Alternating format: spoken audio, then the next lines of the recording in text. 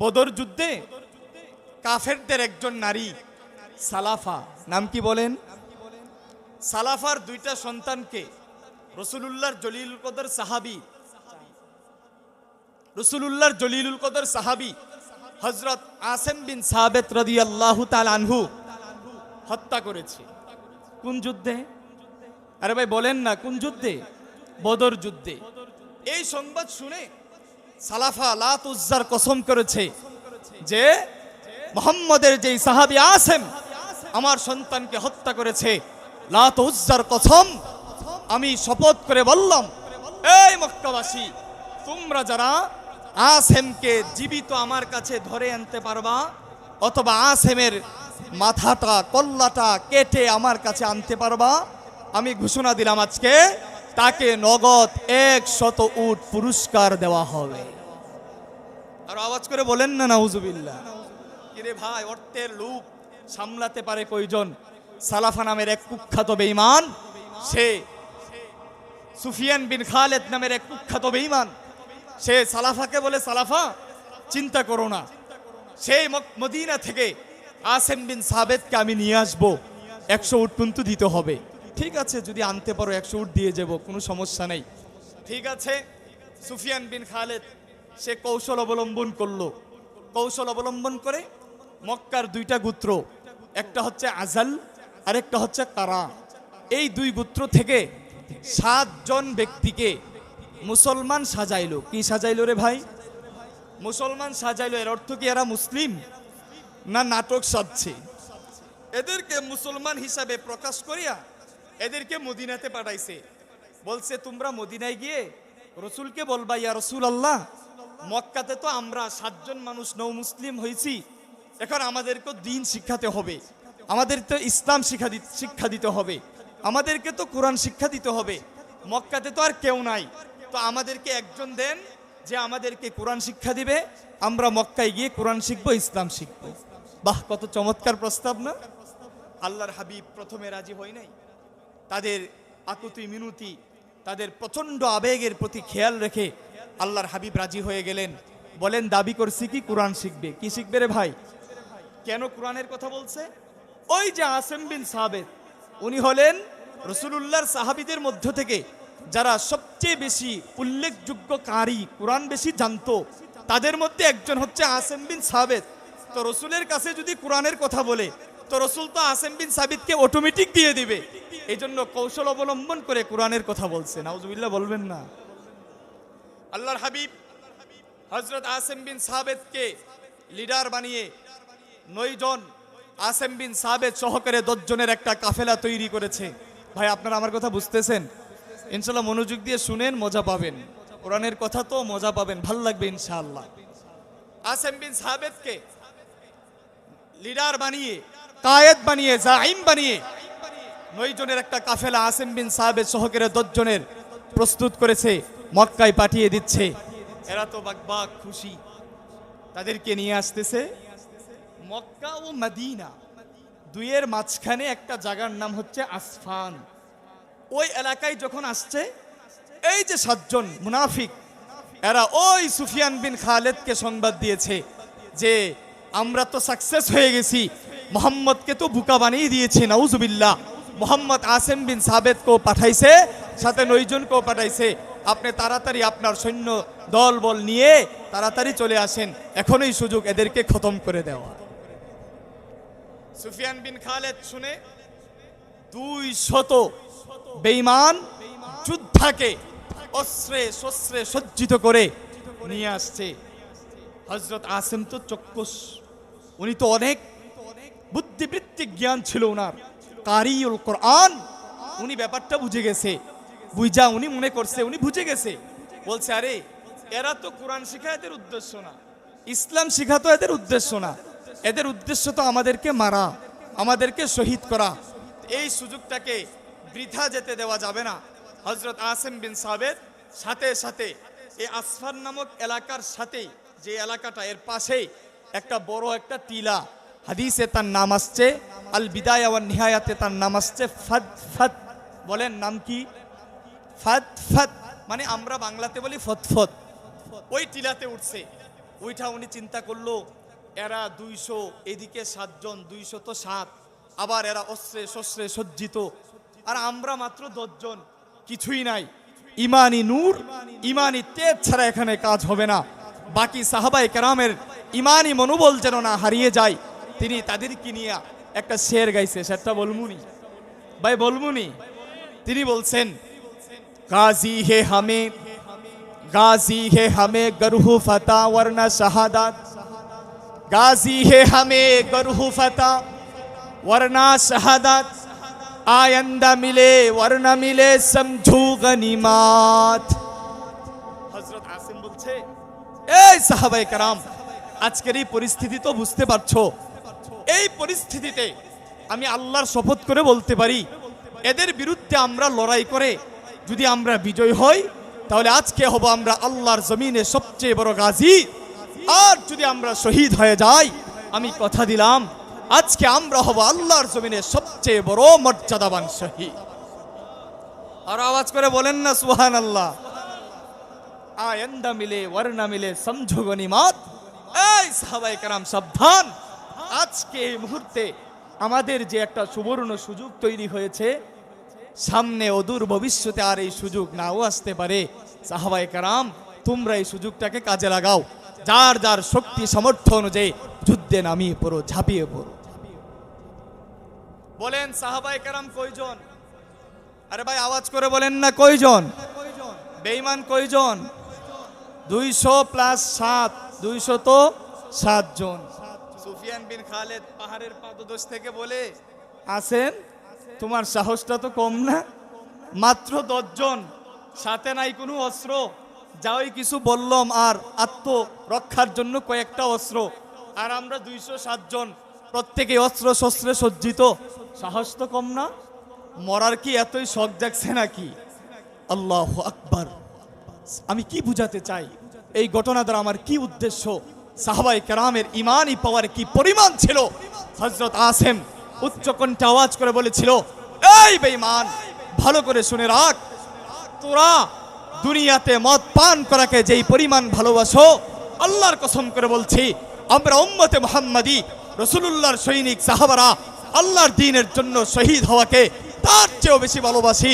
ওয়াল্লাহি ওয়া রাব্বিল কাবা, আল্লাহর কসম করে বলছি, তোমরা 207 জন কেন, পুরো ওয়ার্ল্ডের পুরো পৃথিবীর সমস্ত বেঈমানেরও যদি আমি আসিমের বিরুদ্ধে লড়তে আসো, আর আমি আসিমের সাথে যদি আমি আল্লাহর রহমত থাকে, আল্লাহর কসম আমি আসিম, আমার দেহের মধ্যে যতদিন প্রাণ থাকবে তোদের বিরুদ্ধে আমি একাই লড়ে যাব।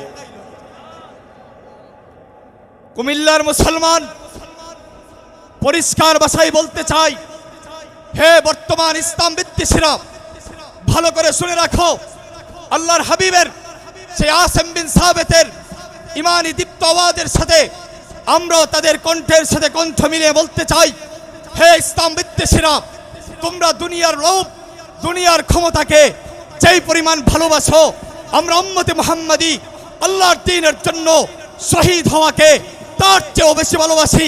পরিষ্কার কথা শুনে রাখো, তোমরা মুসলমানদেরকে ধ্বংস করার জন্য অত্যাধুনিক কামান তৈরি করতে পারো, হে ইসলাম বিদ্বেষীরা ভালো করে শুনে রাখো, তোমরা মুসলমানদেরকে ধ্বংস করার জন্য অত্যাধুনিক বোমার স্তূপ জমাতে পারো, অত্যাধুনিক অস্ত্রে মুসলমানকে শহীদ করতে পারো। তোমাদের কামানের আঘাতে আমার ফিলিস্তিনের মুসলমানরা শহীদ হতে পারে, তোমাদের বোমার আঘাতে গাজার মুসলমানরা গাজা ধ্বংসস্তূপে পরিণত হতে পারে, তোমাদের অস্ত্রের আঘাতে মুসলমানরা টুকরা টুকরা হতে পারে। ওয়াল্লাহি রাব্বিল কাবা, যে মুমিনের অন্তরে আল্লাহ আর তার হাবিবের ইমানি নূর দাউ দাউ করে চলবে, সেই ইমানের, সেই মুমিনের অন্তর থেকে ইমানের নূরকে কোনোদিন বন্ধ করা যাবে না।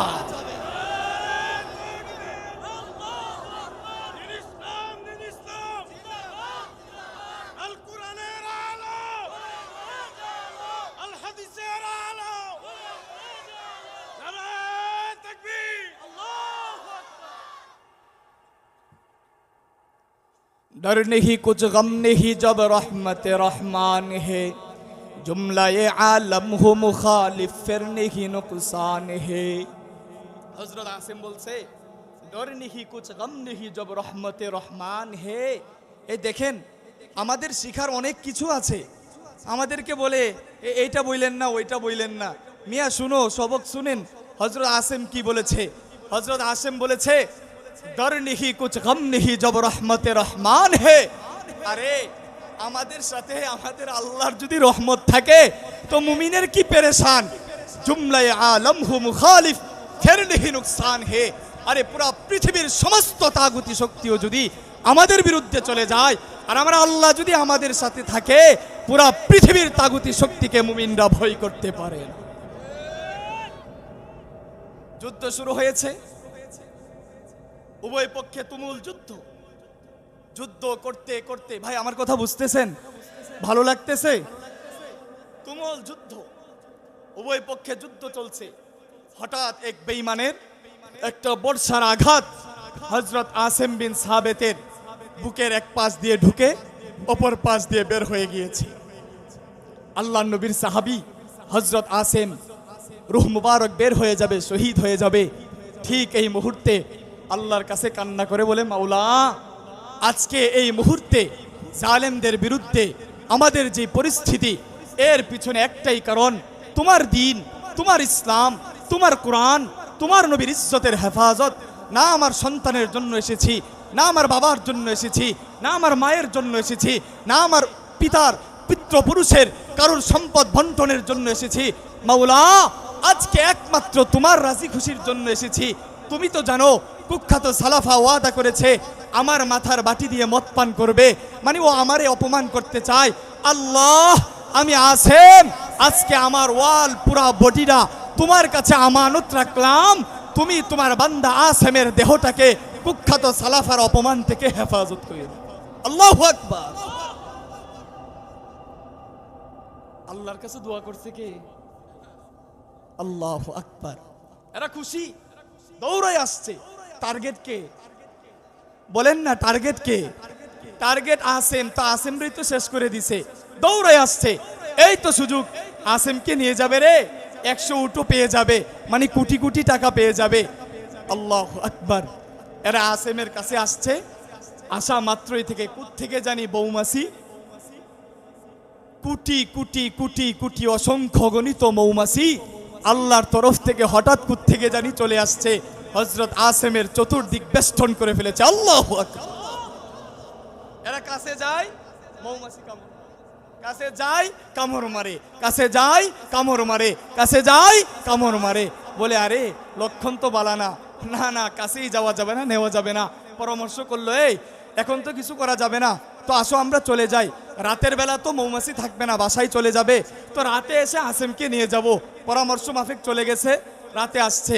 আল্লাহু আকবার। আর এই মরুভূমিতে পানি পাবে কোথায়? আবার বন্যা হবে কোত্থেকে? এটা তো প্রশ্নই আসে না, স্বপ্নেও তো মানুষ দেখবে না। আল্লাহু আকবার। রাত্রে আসে দেখে কোথাও থেকে জানি বন্যার পানি এসে হযরত আসেমকে কই জানি বাসায় লয়ে গেছে। আল্লাহু আকবার। গেছে সুফিয়ান বিন খালেদ আসেমের কাছে, যাইয়া কই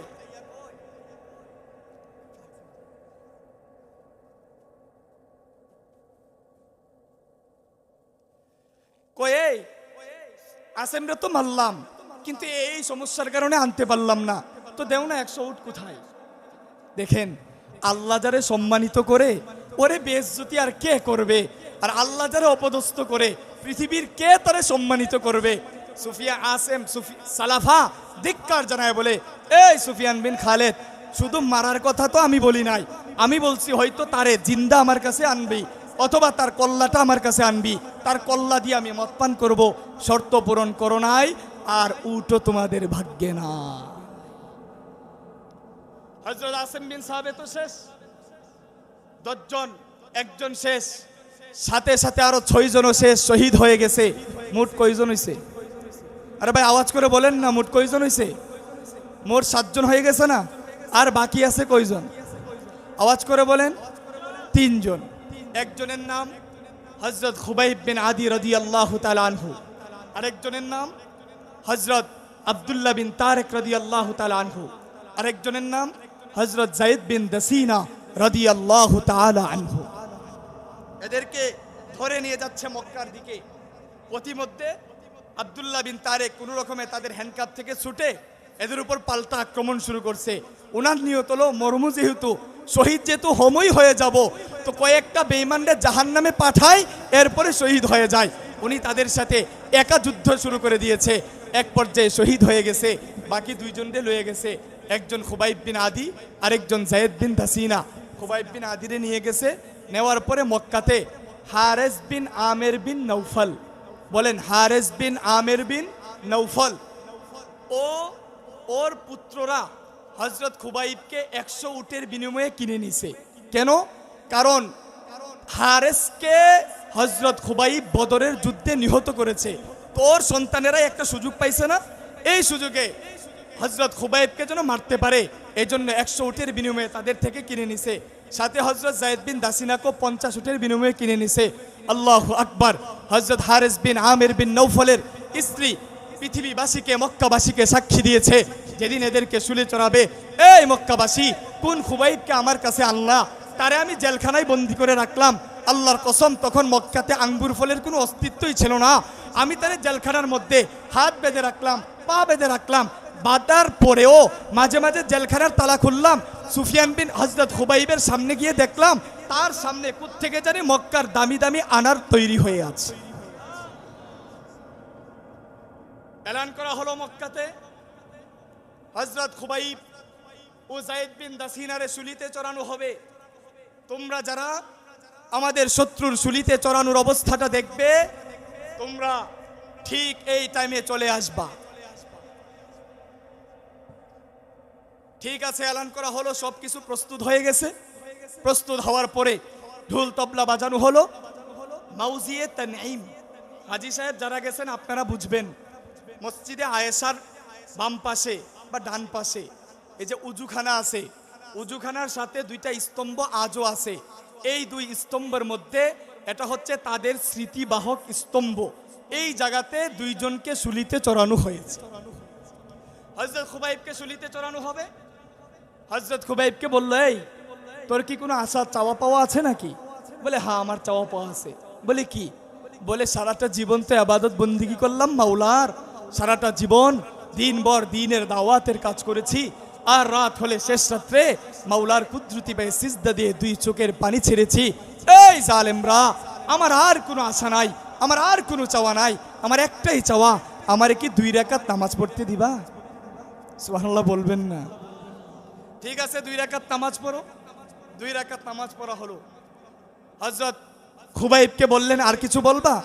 বলেন, আর কিছু বলবো না, তবে একটা শের বলবো। বলেন, আর কিছু বলবো না, কি বলবো? শেরটা শুনবেন নি? হযরত খুবাইব বলেছেন, ওয়ালাস্তু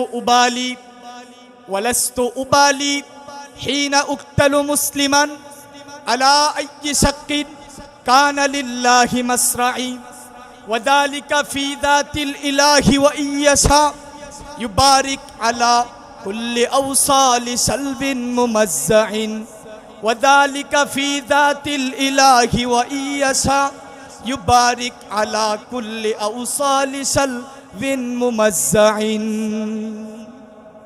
হযরত খুবাইব বলেছে, দোস্ত কি চমৎকার কথা তাদের ঈমান। হযরত খুবাইব বলেছেন, ওয়ালাস্তু উবালি হিনা উক্তালু মুসলিমান আলা আইয়ি শাক্কিন কানা লিল্লাহি মাসরাই। আরে বেঈমান, আজকে যেহেতু জীবন দিচ্ছি, জান দিচ্ছি আল্লাহর জন্য, তো জীবন যেভাবেই যাক না কেন, আমি খুবাইবের একটু আফসোস নাই। আল্লাহু আকবার। বলছে, এখন শুলিতে চড়ানো হবে। বলে, এই খুবাইব, এখনই তো তোরে শুলিতে চড়ানো হবে, তো একটা অফার দিই, মানবা? বলে, অফারটা কি? বলে, তোরে একটা অফার দেই। অফারটা হচ্ছে যে তোরে শুলিতে চড়ামো না, ভিআইপি প্রোটেকশন দেবো, তোরে ভিআইপি ভাবে নিরাপত্তা দেবো, আমাদের ক্ষমতা দিব, আমাদের নারী দিব, সম্পদ দিব, সব দিব, তবে শর্ত হচ্ছে একটা। কি? বলে, মুহাম্মদে আরবির যে ধর্ম গ্রহণ করেছো, যে ঈমান গ্রহণ করেছো, ওই ঈমানটা ছেড়ে দাও। ভাই নাউজুবিল্লাহ বলবেন না? আল্লাহু আকবার। হযরত খুবাইব বলেছেন, এই বেয়াকুব, এটা কেমনে চিন্তা করলি?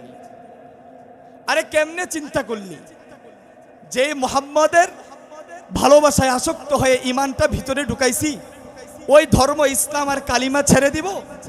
আল্লাহর কসম করে বলছি, আমি খুবাইবের একটা জান কেন যদি আমি খুবাইব ইমানকে ধরে রাখতে, যদি আমি খুবাইবের একটা না দুইটা না 100 না 200 না 1000 আত্মাকেও যদি উৎসর্গ করতে হয় আল্লাহর জন্য, আমি খুবাইব 1000 আত্মা আল্লাহর জন্য উৎসর্গ করতে রাজি, কিন্তু ইমান ছাড়তে রাজি না। কুমিল্লার মুসলমান, আরে তোমাদেরকে কি বলতে চাচ্ছি, এই বাপ আপনাদেরকে কি বোঝাতে চাচ্ছি, পুরাটা বাংলাদেশে কি বলছি, কি বোঝানোর চেষ্টা করছি, আরে কারে বলছি, নিজের দিলের দুঃখের কথা, এই ব্যথা, এই দরদ আপনাদেরকে কি বোঝাতে চাচ্ছি। আরে ইসলামী সভ্যতা, ইসলামী দর্শন, ইসলামের আদর্শ, এর সাথে চ্যালেঞ্জ করার জন্য পৃথিবীর ইতিহাসে কত সভ্যতা আসলো, কত আদর্শ আসলো ইসলামকে চ্যালেঞ্জ করতে, কিন্তু এই আদর্শগুলা কোথায়? ইতিহাস সাক্ষী, সেই সভ্যতা, সেই আদর্শগুলা আজ ইতিহাসের আস্তাগুলো নিক্ষিপ্ত হয়েছে। আরে যে ইসলামী আদর্শ 1500 বছর আগে হাবিবে কিবরিয়া আশরাফে আম্বিয়া মুহাম্মদ আরবি নিয়ে আসছে, আজও তো সেই আদর্শ আজও আছে, কিয়ামত পর্যন্ত থাকবে। ভাইয়ের আমার, আরে আপনাদেরকে কিভাবে বললে বুঝবেন, আমার বুঝে আসে না। এই পুরা পৃথিবীর ইসলামী সভ্যতার উত্থান থেকে নিয়ে মধ্য পর্যন্ত পৃথিবীর রন্দে রন্দে যুগে যুগে ইসলামওয়ালারা কি ত্যাগ স্বীকার করেছে, কি ত্যাগের কুরবানি কিয়েছে, কি উহুদ, কি খন্দক, কি তায়েফ, আরে কি আফগানিস্তান, কি ফিলিস্তিন, কি কাশ্মীর, কি আরকান, কি বার্মা, কই ইসলামের তো কিছুই হলো না। আমাদেরকে তোমরা সবক শোনাও, ইসলামের লেভেল লাগাও, আমেরিকার সাথে আতাত করো, ভারতের সাথে আতাত করো, বলো আমেরিকার সাথে আতাত না করলে ইসলাম টিকবে না, ইসলামের ক্ষতি হবে। পরিষ্কার ভাষায় শোনো, ইসলামকে ধ্বংস করতে চেয়েছিল আবু জাহাল, কোথায়? ইসলামের তো কিছুই করতে পারে নাই, আবু জাহেল কিছুই করতে পারে নাই, উতবা, সাইবা, আবু লাহাব, ফেরাউন, কারুন, হামান, কই কিছুই তো করতে পারে নাই।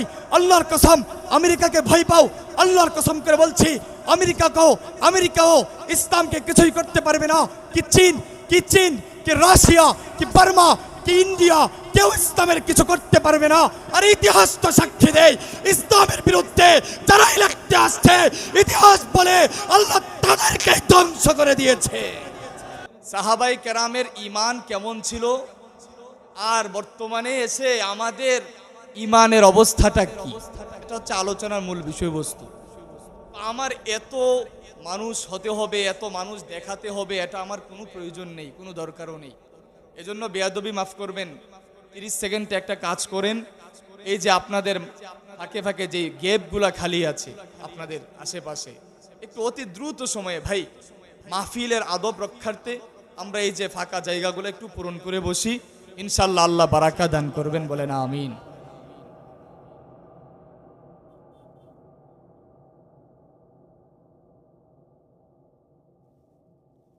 মাশাআল্লাহ,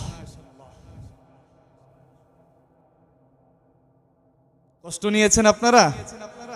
ভাই আমি কি করব, আমার তো মাহফিলের আদব তো বজায় রাখতে হবে, এই কথা তো আপনাদেরকে বলতে হবে, এজন্যই তো এসেছি নাকি, আর নাই তো বলতাম না। আচ্ছা যাই হোক ভাইরা আমার, আচ্ছা আমার সাথে আপনারা বলেন তো একটা কথা, শুধু মুমিন না, একটা মানুষের জন্য পৃথিবীতে সবচেয়ে বড় নিয়ামত, সবচেয়ে বড় মূল্যবান নিয়ামত কোন জিনিসটা কারো কি জানা আছে? ভাই জানা আছে? বলেন, আওয়াজ করে বলেন। ঈমান। এই তো মাশাআল্লাহ, একজন মানুষ, একজন মুমিনের জন্য এই জমিনে পৃথিবীতে সবচেয়ে বড় মূল্যবান যে সম্পদ সেটা হচ্ছে তার ঈমান। এই বাপ, একটা মানুষের ঈমান যত সুন্দর হবে, মানুষের ঈমান যত উজ্জ্বল হবে, তার অন্যান্য নামাজ, রোজা, হজ, যাকাত, তাহাজ্জুদ, তিলাওয়াত, জিকির, অন্যান্য সমস্ত নেক আমল কত সুন্দর ও সমৃদ্ধ হবে, বলেন না সুবহানাল্লাহ। সেই হিসাবে সাহাবাই কেরামের ঈমান এতটা মজবুত ছিল বলে ঈমানকে রক্ষার্থে সাহাবাই কেরাম হাজারো দুঃখ, হাজারো কষ্টকে হাসি মুখে বরণ করে নিয়েছে। ঈমানের প্রশ্নে, ঈমান রক্ষার্থে প্রয়োজন হয়েছে ঘরবাড়ি ছেড়ে দেওয়ার, তো সাহাবাই কেরাম বিনা প্রশ্নে ঘরবাড়ি ছেড়ে দিয়েছে।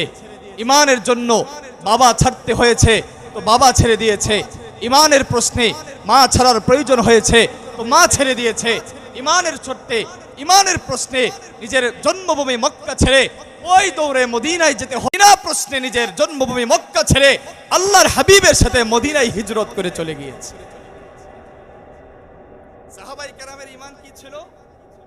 মুসান্নাফে আব্দুর রাজ্জাক হাদিসের বিশাল এক কিতাব, সেখানে হাদিসটা আসছে আল্লাহর নবীর জলিলুল কদর একজন সাহাবী হযরত আব্দুল্লাহ ইবনে ওমর রাদিয়াল্লাহু তাআলা আনহুমা তিনি বলেন, এই পৃথিবীবাসী, আল ঈমান ফি কুলুবিহিম আযমু মিনাল জিবাল, বলে আল্লাহর হাবিবের সর্বনিম্ন মানের একজন সাহাবার অন্তরে ঈমান কেমন ছিল জানো?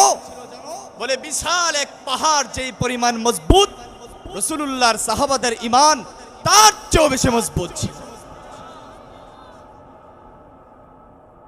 এজন্যই তো বেলাল হাবশী রাসূলুল্লাহর প্রেমে পাগল হয়ে মুসলমান হয়েছে, বাপ দাদার ধর্ম ছেড়ে দিয়েছে, মনিব কষ্ট পেয়েছে, মানতে নারাজ, এই আমার গোলাম কি করলো রে, এজন্য মরুভূমির উত্তপ্ত বালুর মধ্যে ময়দানে বিলালকে শুয়ায়া উত্তপ্ত প্রচন্ড গরমের বিশাল পাথর চাপা দিয়ে জুলুম নির্যাতনের স্টিম রুলার চালাচ্ছে আর বলছে, বেলাল ঈমান ছেড়ে দাও।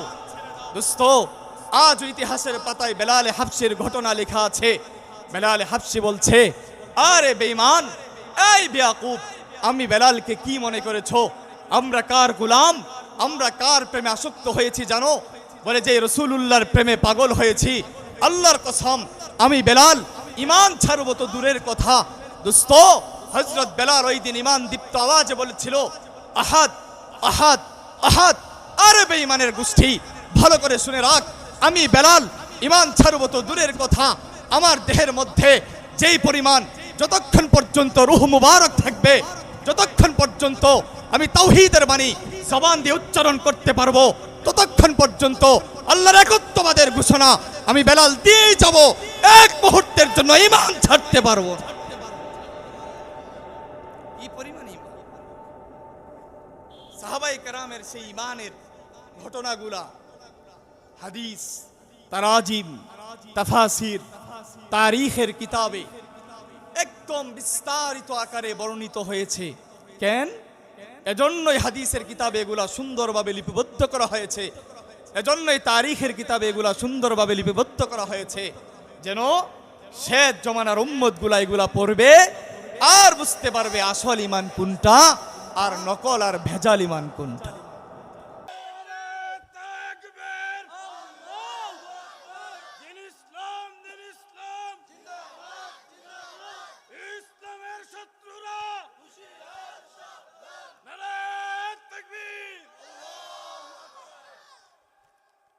ভাই, আপনারা আমাকে ভুল বুঝবেন না, আপনারা ভুল বুঝবেন না, আল্লাহর ওয়াস্তে বলি, আমার বক্তব্য মুসলমানদের বিরুদ্ধে না, আমার বক্তব্য জালেমদের বিরুদ্ধে, যারা হাজারো মুসলমানদেরকে রক্ত জড়াচ্ছে, সেই কুখ্যাত খুনিদের বিরুদ্ধে। তা আপনার শৈলে কেমনে লাগান? আমি তো আপনারে চাই। এই দোস্ত, এই বাপ, আমি তো আপনাকে চাই। আপনি আমার ইমানি ভাই, আমার এই ভাই যেমন আপনিও তো তেমন, আমার মায়ের পেটের ভাই যেমন আপনিও তো তেমন। আমি তো চাই আপনি বিভ্রান্ত হয়েন না, আপনি আমি একসাথে আসেন, লড়াই করি জালেমের বিরুদ্ধে, পুরা পৃথিবীতে ইনশাআল্লাহ এভাবেই কালিমার পতাকা উড়ে। কিন্তু দুঃখ পরিতাপের বিষয়, আমাদের চিন্তা, আমাদের কৌশল জালেমদের বিরুদ্ধে, কুফরি শক্তির বিরুদ্ধে, কিন্তু আমগো কিছু জাতি ভাই উল্টা আমাদের বিরুদ্ধে ফতোয়া মারে আর এই সাধারণ জনগণকে বিভ্রান্ত করে।